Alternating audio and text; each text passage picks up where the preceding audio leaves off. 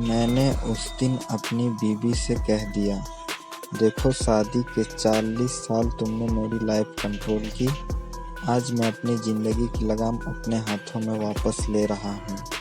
आखिर आज मैं रिटायर जो हो रहा हूँ, मैं तय करूँगा कि मुझे कौन सी कमीज पहननी है रिटायरमेंट फंक्शन में। कमला मुस्कुराई, बोली चिट्ठी लिख देना। सोचूंगी, चिट्ठी लिख देना ये मेरा और मेरी पत्नी का बहुत पुराना जोक है। मैंने सारी जिंदगी पोस्टमैन की नौकरी जो की है। पहले दूर एक कस्बे में थे, वहीं जहां मेरी और कमला की शादी हुई थी। फिर यहाँ शहर आ गए, यहाँ पोस्ट ऑफिस में सारी जिंदगी गुजार दी थी। मैं चिट्ठियाँ सॉर्ट करता रहा और मेरे चारों ओर दुनिया बदल गई। बच्चे फर्राटे से अंग्रेजी बोलने लग गए, लोगों ने फ्लैट्स में रहना शुरू कर दिया। न जाने कब परिवार बिखरने लगे, माँ बाप एक घर में, बेटे बहू दूसरे में। मैं समझ नहीं पाता था कि घर छोटे हो गए थे या दिल।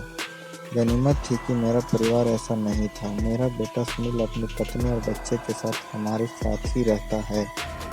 सुनील बड़ा ब्राइट लड़का है, बड़े दफ्तर में बड़ा अफसर बन गया है।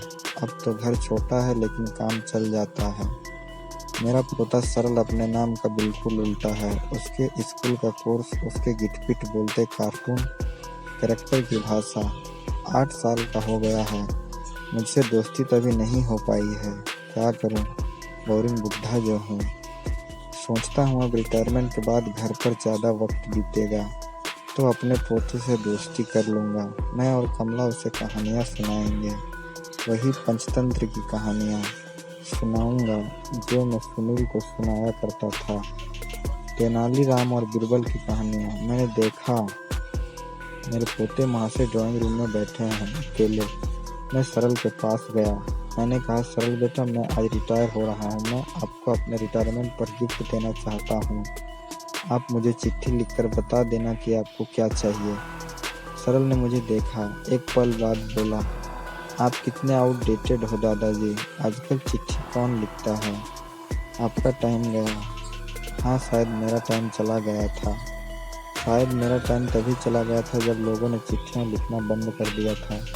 कभी अंतर्देशीय पत्र पर लोग हाथ से चिट्ठी लिखते थे, पोस्ट कार्ड भेजते थे। कभी कभी साथ में एक सादे जवाबी पोस्ट कार्ड के साथ जब 50 पैसे का टिकट और अशोक की लाट लगा हल्का पीला लिफाफा न जाने कितने लाखों लोगों की जिंदगी आगे बढ़ाता था। उन्हें खुशी और गम के संदेश भेज देता था। पत्नियों को वो दूर गए अपने पतियों के प्यार में डूबी बातें सुनाता था। कभी उसमें राखी बंद होकर आती थी और थोड़ा सा रोचना पता नहीं आप में से कई लोग समझते होंगे या नहीं। टीका यानी कुछ चावल के दाने और जरा सा सिंदूर या हल्दी। जब कोई बुरी खबर होती थी तो कोई गुजर जाता था तो पोस्ट कार्ड का कोना फाड़ दिया जाता था। चिट्ठियाँ इस देश की जान होती थी। हमारे हाथों से लिखा हुआ हमारा ही एक जरा सा टुकड़ा सैकड़ों हजारों किलोमीटर दूर बैठकर भी हमसे बातें करता हुआ, हमारी आंखों में आंखें डालकर कहता हुआ, तुम कब आओगे। कहानी अभी यहीं ख़त्म नहीं होती है दोस्तों, अगला भाग बहुत जल्द।